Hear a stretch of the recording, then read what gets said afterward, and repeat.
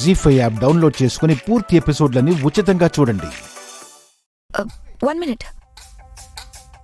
వెతకబోయిన తీగ కాలికి తగిలినట్టు నీ గురించి నేనొస్తుంటే నువ్వే నా దగ్గరకొచ్చావా? ఏంటి విషయం చెప్పు. నాకు నీ హెల్ప్ కావాలి. నా మీద గుడ్డి నమ్మకంతో రాజనందిని బ్రతికే ఉందని, నువ్వు కోర్టులో వేసిన కేసు నిలబడాలి అన్నా నెగ్గాలి అన్నా నేనే రాజనందిని అని ప్రూవ్ అవ్వాలి. అలా అవ్వాలి అంటే నీ డిఎన్ఏతో నా డిఎన్ఏ మ్యాచ్ అవ్వాలి. కానీ అవదు. ఎందుకు? ఎందుకంటే తను రాజనందినియే కాదు కాబట్టి.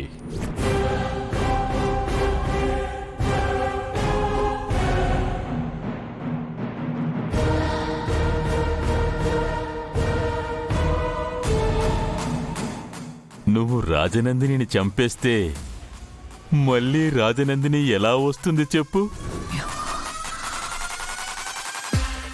మంత్రం వేస్తే వస్తుందా? తంత్రం వేస్తే వస్తుందా? పోనీ పుట్టిస్తే వస్తుందా? రాదు కదా. కానీ సృష్టిస్తే వస్తుంది.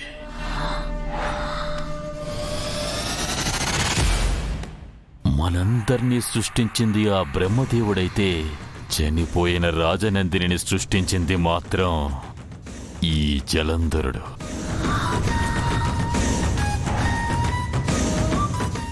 ఎలా ఉంది నా అద్భుత సృష్టి? అంటే నా అక్క స్థానంలోకి నాకు తెలియకుండా తనకే తెలియకుండా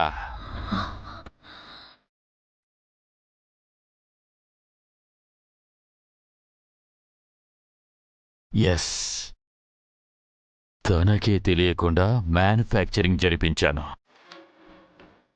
షాకింగ్గా ఉంది కదూ? ఇంతకీ తనెవరు?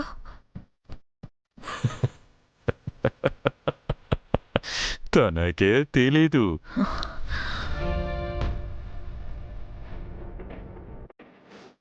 అవునండి, నేనెవరో నాకే తెలీదు. సో తను ఎవరు అనేది మైండ్లోంచి తీసేసి అసలు విషయానికొద్దాం. మనిద్దరి శత్రువు ఒక్కడే, ఆర్యవర్ధన్.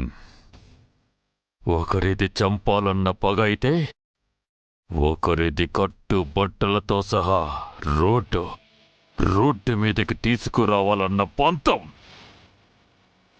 ఇలా అతని మీద మనకి పగ, పంతం చాలా ఉంది. అందుకే ఈ అద్భుత సృష్టి.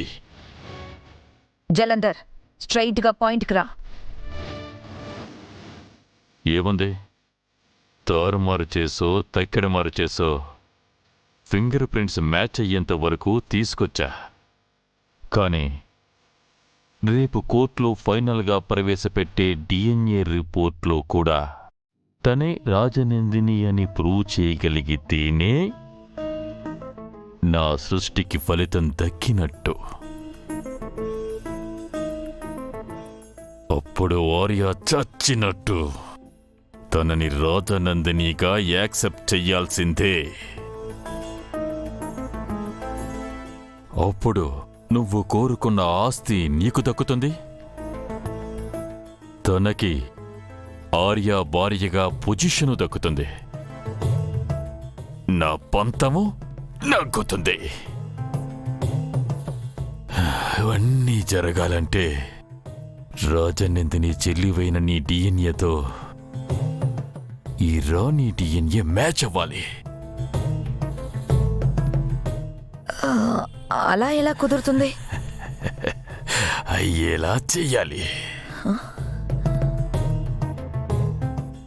లేని మనిషి రూపాన్ని సృష్టించగలేనిదే. ఆఫ్టర్ ఆల్ డిఎన్ఏని మ్యాచ్ చేయలేమా? జీ5 యాప్ డౌన్లోడ్ చేసి అన్ని ఎపిసోడ్స్ పూర్తి ఉచితంగా చూడండి.